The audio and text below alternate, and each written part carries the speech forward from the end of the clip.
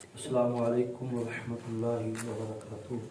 الحمدللہ وحدہ والصلاة والسلام علی من لا نبی بعدہ۔ اعوذ باللہ من الشیطان الرجیم، بسم اللہ الرحمن الرحیم۔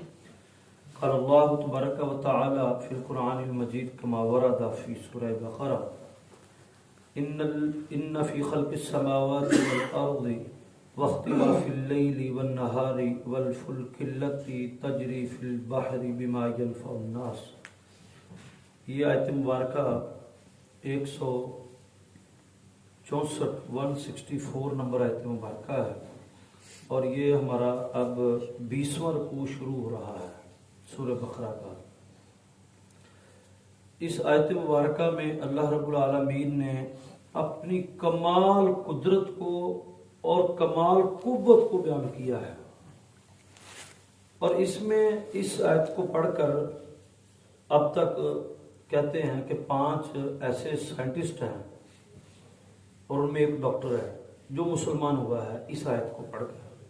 اس آیت میں اللہ رب العالمین نے سمندری ایک آمد و رفت کا اور سمندری تجارت کا تذکرہ کیا ہے اس میں، اور رسول اللہ صلی اللہ علیہ وسلم جن پر یہ قرآن مجید نازل ہوا ہے ان کی پوری سیرت سے یہ معلوم ہوتا ہے کہ نبی اکرم صلی اللہ علیہ وسلم نے زندگی میں کبھی سمندری سفر نہیں کیا، کبھی بھی نہیں کیا، نہ ہی کبھی کوئی سمندری تجارت کی، نہ کبھی کوئی سمندری سفر کیا، نہ کبھی کسی کشتی کے اوپر بیٹھے، نہیں کیا۔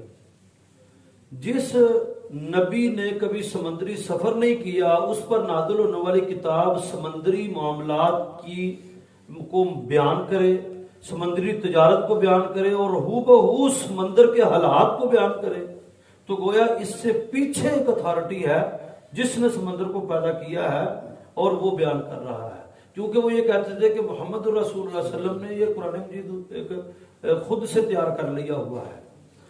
آج بھی اس چیز کی گواہی ہے کہ اللہ کے رسول نے کبھی سمندری سفر نہیں کیا، پھر اس کتاب کے اندر سمندری احوال کیسے بیان ہو سکتے ہیں اتنی ڈیٹیل کے ساتھ، اتنی زبردست تجارت۔ اب قرآن مجید میں اللہ نے حضرت یونس علیہ السلام کا سمندر میں جانے کا تذکرہ کیا ہے۔ اب سمندر کے اندھیروں کو 4 ڈائریکشن میں اللہ نے وہاں پر بیان کیا ہے، اور رسول اللہ صلی اللہ علیہ وسلم نے تو کبھی سمندری سفر نہیں کیا، پر سمندر کے 4 اندھیرے اور پھر ایک مچھلی اتنی بڑی ہو سکتی ہے، اس کا کانسیپٹ کہ اتنا بڑی ہو سکتی ہے کہ اس کے اندر بندہ پورا جا سکتا ہے، یہ تو آج ہمیں جیوگرافی چینل ہیں دوسرے ہیں تو ہمیں پتہ چلتا ہے۔ اس وقت کیا پتا کہ سمندر کے اندر اتنی بڑی کشتیاں بھی ہوتی ہیں، مچھلیاں بھی ہوتی ہیں، اور خصوصاً یہ حضرت یونس کا واقعہ تو رسول اللہ صلی اللہ علیہ وسلم سے بھی کئی ہزار سال پہلے کا واقعہ ہے، جو اللہ نے یہاں پر وہ واقعہ حوالے کے ساتھ بیان کیا۔ تو خیر یہاں پر اللہ رب العالمین نے کمال چیزیں بیان کی ہیں اس آیت مبارکہ میں۔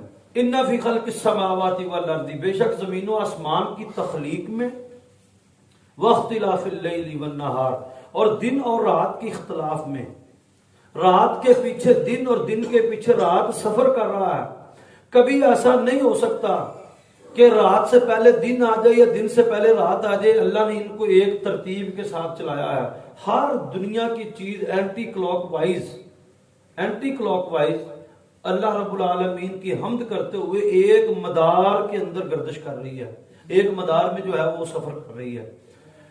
زمین اور آسمان کی تخلیق میں اب آسمان تو آسمان ہے، زمین کتنے قسم کی ہے، پہاڑ ہیں، ریگستان ہیں، اور اسی زمین کے اوپر سمندر ہیں جن میں کشتیاں ہیں، تیرتی ہیں۔ اس زمین کے اوپر سب کچھ موجود ہے انسان کے فائدے کا، یہ ساری چیز کو اللہ نے یہاں بیان کیا، بما ينفع الناس، لوگوں کے فائدے کی چیزیں ہیں۔ وما انزل اللہ من السماء من ماء، اور پھر وہ آسمان جس سے بارش آتی ہے، پانی آتا ہے، من ماء، پانی، فاحیا، وہ پانی زندہ کرتا ہے زمین کو، یہ زمین ہری بھری کرتا ہے وہ پانی۔ اب زمین ہے، ایک ہی کھیت ہے، ایک سیزن میں اسی جگہ پر گندم، اسی جگہ پر اگلے سیزن میں کپاس، اسی جگہ پر اگلے سیزن میں چاول، اسی زمین پر اگلے سیزن میں گنا، اسی جگہ پر ہر چیز، ایک زمین ہے اور کتنے قسم کے پھل اگاتی ہے، کتنے قسم کے اناج اگاتی ہے. اگر تم وہاں پر کوئی بیج ڈالو گے تو وہ چیز اگے گی، اگر بیج نہیں ڈالو گے تب بھی زمین گھاس اگائے گی، زمین اگانے سے باز نہیں آئے گی. اللہ نے اس کے اندر اس کو ایک حکم ہے کہ تم نے فائدہ دینا لوگوں کو. آپ کچھ بھی نہ اگائیں تو زمین گھاس اگا دے گی، وہاں پر وہ خالی نہیں بیٹھے گی، وہ گھاس اگا دے گی. تو لوگوں کے نفع، اور یہ ساری چیزیں اللہ نے کیا کہا کہ یہ نشانیاں ہیں. یہ ساری چیزوں کے اندر اتنی جو چیزیں گنوائی ہیں ان میں نشانیاں ہیں. تو آسمان ہے جو بارش کو برساتا ہے، پھر فَأَحْيَا بِهِ الْأَرْضَ بَعْدَ مَوْتِهَا، یہاں تک زمین بنجر ہو جاتی ہے، کوئی بارش نہیں ہوتی، موت آ جاتی زمین کو، لیکن بارش سے فَأَحْيَا، اس زمین کو اللہ رب العالمین دوبارہ زندہ کرتا ہے بعد موتی، اس کے بعد. وَبَثَّ فِيهَا مِن كُلِّ دَابَّةٍ، اور اس میں بسائے ہیں ہر طرح کے جانور اور چوپائے جن سے تم بار برداری کا کام لیتے ہو، جن کا دودھ بھی پیتے ہو، پھر دودھ میں سے مکھن بھی نکالتے ہو. پھر بعض جانور ہیں جو تمہارے لیے کھانے پینے کے گوشت کے کام آتے ہیں، گوشت کے طور پر تم ان کو استعمال کرتے ہو. تو یہ کتنے فائدے کی چیزیں. اب تو ایک اللہ رب العالمین کی تخلیق اور اس سے فائدے ہونے والے جو انسان کو ہوتے ہیں ان کا تو ادراک ہی نہیں کیا جا سکتا. اللہ نے یہ اتنی بڑی لیول کی چیزوں کو گنوایا ہے. یہ ساری چیزیں وَبَثَّ فِيهَا مِن كُلِّ دَابَّةٍ، ہر طرح کے جانور چوپائے تمہارے لیے پیدا کیے ہیں اللہ نے. وَتَصْرِيفِ الرِّيَاحِ وَالسَّحَابِ الْمُسَخَّرِ بَيْنَ السَّمَاءِ وَالْأَرْضِ، اور پھر ہم نے ہواؤں کو چلایا جو آکسیجن کو پورا کرتی ہیں. آکسیجن کی ڈیمانڈ ہے انسان 7 ارب کے قریب جو ہے وہ انسان زمین پر آباد ہیں، پھر جانور ہیں. تو یہ سارے ہیں، یہ آکسیجن لیتے ہیں، کاربن ڈائی آکسائڈ خارج کرتے ہیں. اور درخت اللہ نے وہ کاربن ڈائی آکسائڈ جو ہے لیتے ہیں اور آکسیجن خارج کرتے ہیں.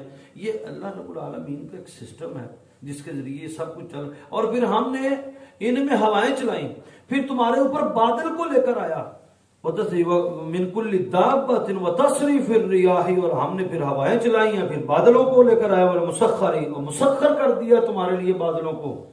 بین السماء والارض، آسمان و زمین کے درمیان بادل مسخر. بین السماء والارض، زمین اور آسمان کے درمیان بادل مسخر کیے ہوئے، ٹھہرائے ہوئے. ہم نے روئی کو ٹھہرا کے دکھایا آسمان. اللہ نے بادل زمین آسمان کے درمیان مسخر کیے ہوئے، ٹھہرائے ہوئے ہیں.